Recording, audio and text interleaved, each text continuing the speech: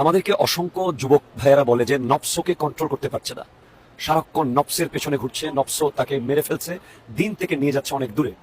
নফসকে control করার আজকে 5টা টিপস আমি দিয়ে দিচ্ছি। ফার্স্ট ওয়ান, যে কোনো গুনার খেয়াল আসলেই সাথে সাথে তওবা করতে হবে।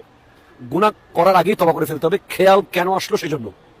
সেকেন্ড ওয়ান, সবসময় ইনহেলা এক্সহেলা, আল্লাহ হু আল্লাহ হু আল্লাহ হু, আল্লাহ বলে প্রবেশ করবে, হু বলে ছাড়তে হবে।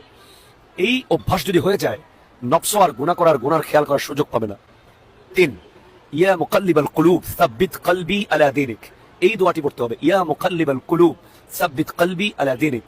4, যখনই ওযু থাকবে নবীজির দরুদ পড়তে হবে, সব সময় দরুদকে নিজের সাথে রাখতে হবে।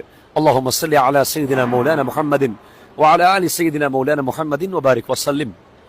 5, এই সব কিছুর পরেও যদি কন্ট্রোল না হয়, 2 জায়গায় যাবেন আপনি, এক কবরস্থানে আর এক হাসপাতালে। এই 2 জায়গায় গিয়ে দেখবেন যে মানুষগুলো কি অবস্থায় আছে। একজন চাচ্ছে একটু নিঃশ্বাস ফেলতে, আর একজন কোনোদিন আর পৃথিবীতে আসতে পারবে না।